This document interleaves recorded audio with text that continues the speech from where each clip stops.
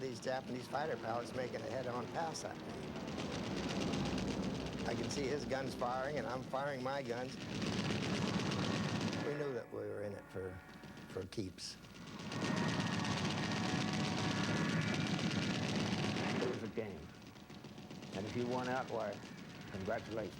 You got a $500 bonus. And of course, if you lost, you got a funeral.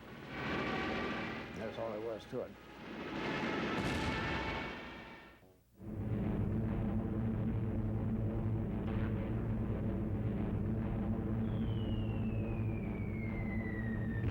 The Japanese invasion of Manchuria that began in 1937 threatens to engulf all of China.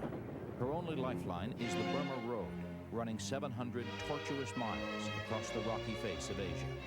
To defend this lifeline from the air, China enlists a brilliant American tactician, a leather-faced Texan named Claire Lee Chennault. He returns to the United States to seek adventurous American volunteers.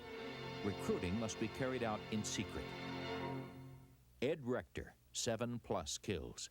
Enchanted as a boy by Rudyard Kipling's Tales of the Far East, Rector jumps at the chance to join Chennault. You don't go to the other side of the world and not know really what the hell you're going over there to do or how you're going to do it unless you're a bit adventurous and a little nutty. And that applied to all of our people. 100 pilots, nearly 200 ground crew, a doctor and 2 nurses. All throw caution to the wind to ship out with Chennault's American Volunteer Group, the AVG. Pilots are paid $750 a month, an American general's pay, with a bonus of $500 for every Japanese plane shot down. I'd love to get you on a slow boat to China, all to myself alone.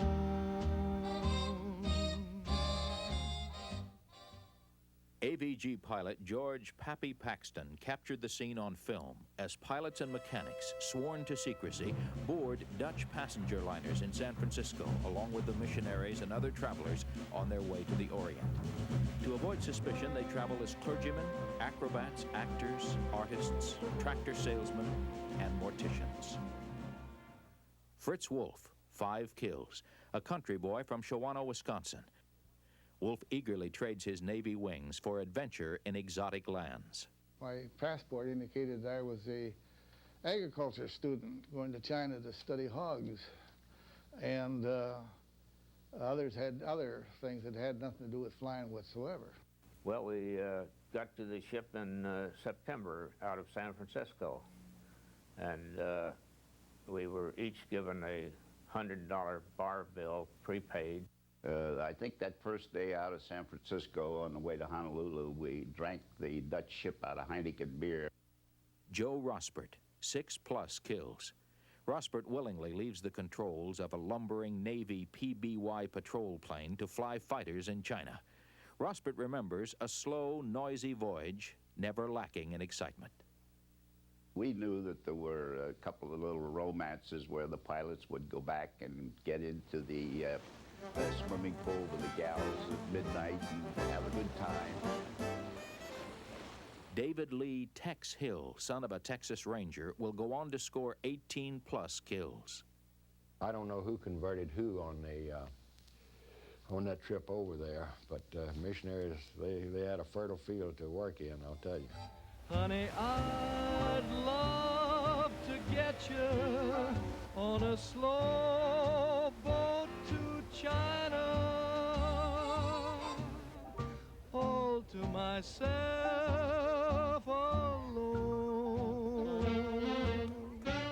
Yeah, we did try to convert some of the younger missionary women over there, and I think some of us lucked out. Dick Rossi, 6+ kills.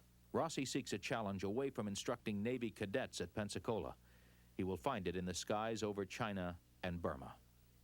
Crossing the equator was a big event for us because there were only 3 of us who had been across it before, so we had to initiate all the others. That turned out to be a rather interesting day, throwing them all in the swimming pool.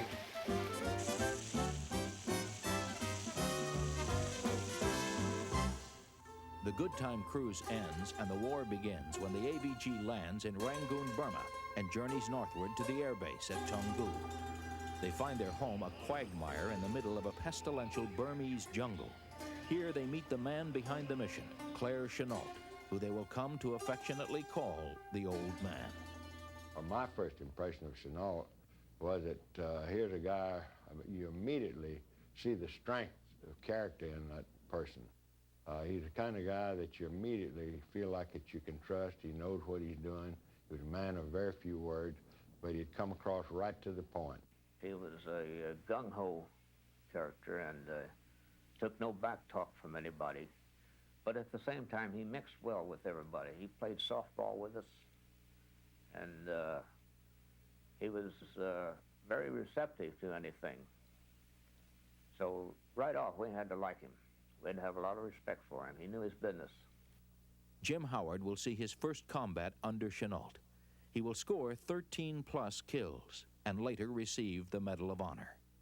He was a plain individual, but he was a leader, and he knew what he was doing. We just would have gone to any extent to follow Chenault.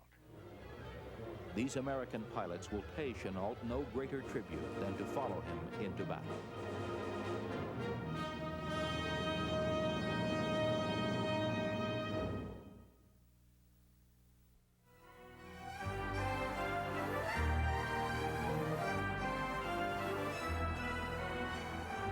Confidence, courage, flying skill. These the ABG pilots have in abundance. Chenault provides the know-how. Chenault had classrooms every morning at 6 o'clock.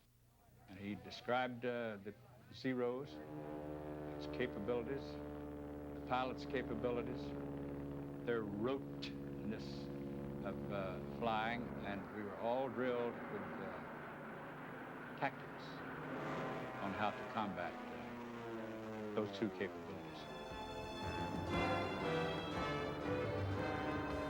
To take on the Japanese, the ABG is outfitted with 100 P-40 Tomahawks, rejected by the British for aerial combat in Europe. But the planes are strong and fast, and the American pilots are thrilled with them. They paint shark's teeth on the nose to intimidate the Japanese. And Walt Disney contributes a rampant tiger insignia to adorn the fuselage. Inevitably, the Americans become known as the Flying Tigers. I had no idea what a P-40 looked like. I had never seen a picture of it. When I took off the first time in a P-40 and got up to altitude and started doing some maneuvers, I can only say that I was thrilled and thought this is going to be a great adventure. The P-40 didn't come off very well down in the Pacific because they were using this classical dogfighting, which every fighter pilot was trained to do. Chenault changed all of that. He said, no, don't turn on those guys. He said, they'll be right on your tail. And they just try to hit them and dive out and come back up and try to get another shot at them. They turn.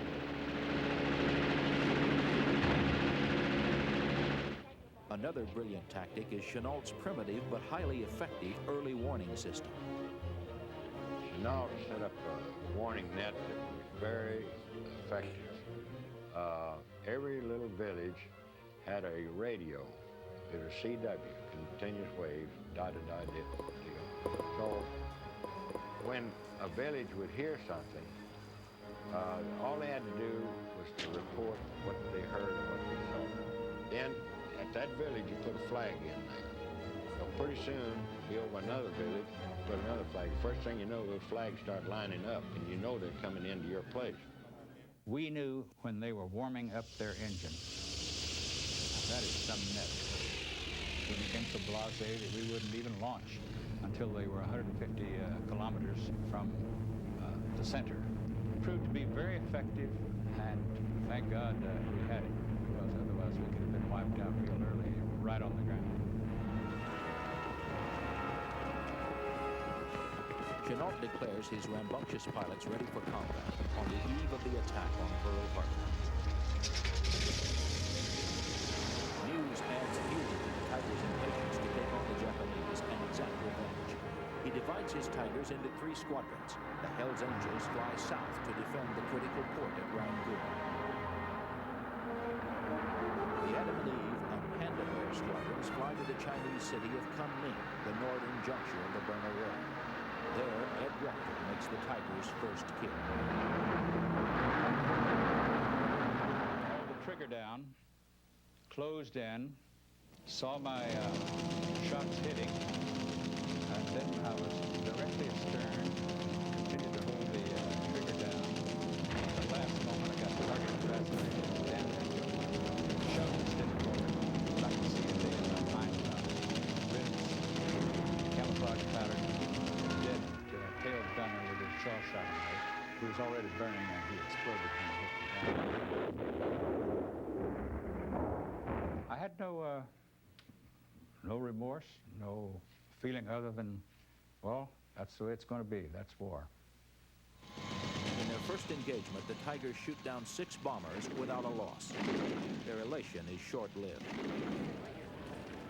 3 days later, in their first combat over Rangoon, the Hells Angels lose 2 pilots. When we started losing some in our first battle in Rangoon on the 23rd of December, it looked like they outnumbered us so bad, and we figured, gee, if we lost 2 today and we're going to lose 2 to 3 every day, we won't be here very long. But 2 days later, on Christmas Day 1941, the Tigers regained their confidence, sending down in flames more than 30 bombers and fighters. Chenault's tactics are paying off. Operate in pairs, hit and run, capitalize on the P-40's ruggedness and 6 heavy guns. Avoid turning duels with the nimble Japanese planes. The enemy is impressed. Satoshi Anabuki, 51 kills. General Chenault and his American unit based in China were tough opponents. He organized battle very well, so we had to be on guard against his attacks. Yoi Hinoki, 12 kills. We had difficulty fighting against the American volunteer group. We heard of its existence, but we didn't know it was such a strong force. My unit took a lot of damage from that group. In the aerial combat over the steaming jungles and craggy mountains of Burma, the spirit of the samurai is not exclusive to Japanese warriors. The hunters and the hunted duel to the death. Was there any chivalry in terms of our fighting the aerial war against the Japanese? None whatsoever. But the idea is to kill as many of them as you can, knock down as many planes as you can. So aerial warfare is no place for chivalry.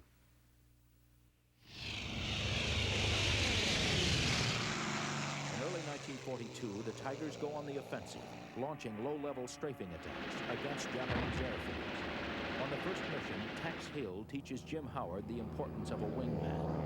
We went into this little airfield, and of course we figured, you know, we were going to have total surprise. We didn't bother to look up. But I bore in and strafed the planes that were lined up, and then came around the second time and strafed the whole line of other fighters where they were all turning up on the ground. Well, by golly, there were Japanese fighters in the air circling.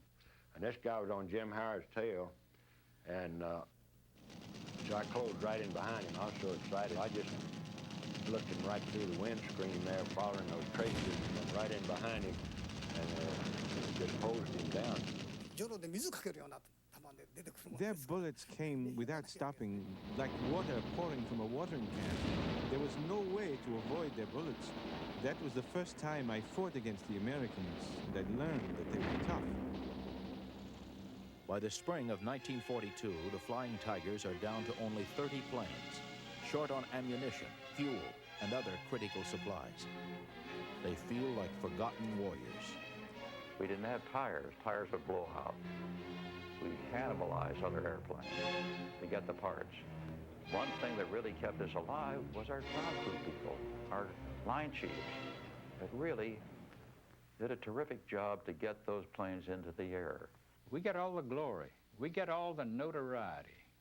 But let me tell you, we are nothing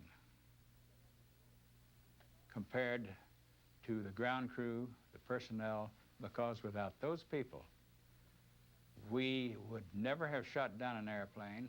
It is beyond belief, even today, in recollection of what they accomplished. American ingenuity keeps the planes flying. Chinese ingenuity keeps the Japanese guessing. The story about the dummy P-40s is absolutely true.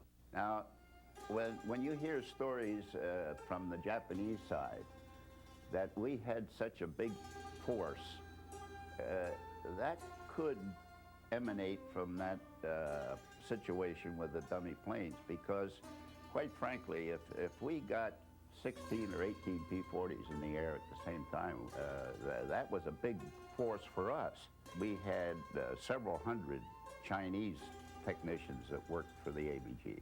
They put together those camouflaged dummy P-40s, and they were strewn around airfields, particularly our headquarters in Kunming. The Chinese built those things out of bamboo, and they'd have them around, and the Japanese would come in there and bomb them, you know, and of course they were dummies.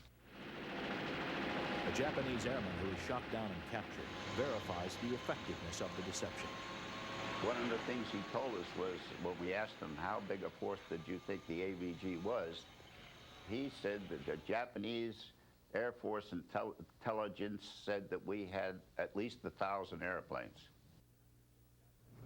The Tigers hold their own in the sky, but by early May 1942, the situation on the ground is critical. Fresh waves of Japanese troops push the Chinese back to the Salween River in northern Burma, the last remaining obstacle between the Japanese and the Burma Road.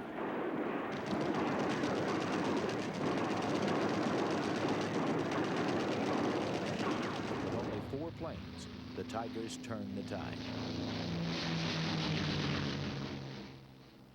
Our group was very instrumental in stopping them at the Salween Gorge. Blew up all their tanks and their bridge and everything. From then on, they started a retreat.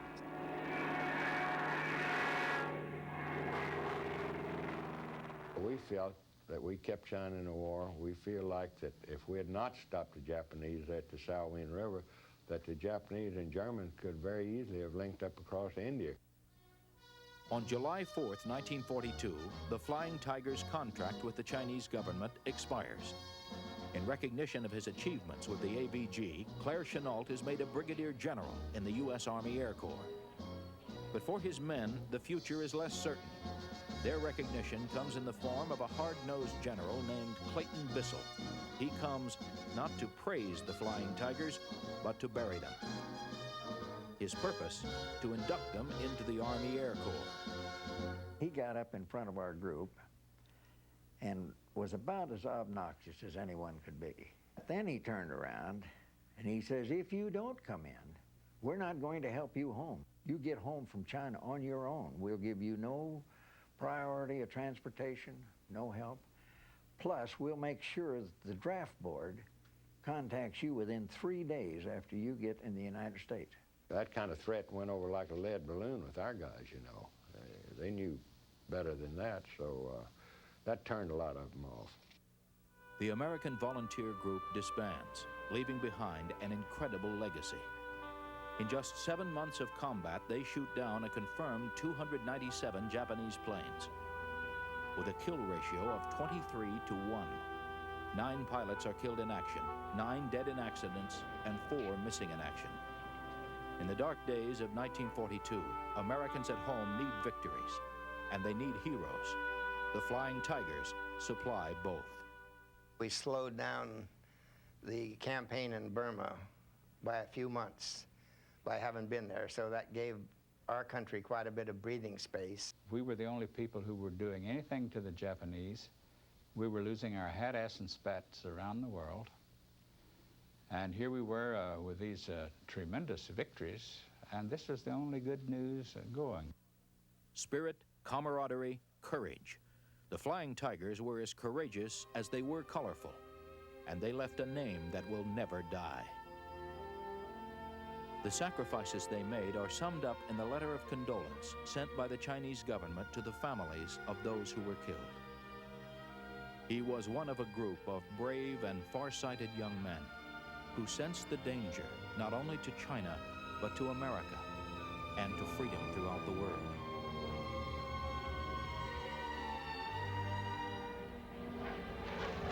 Not waiting to be called, this group went forward to meet the enemy, prepared to sacrifice themselves, if need be, in order that the democracies might gain precious time, that freedom might live, that countless other lives might be saved.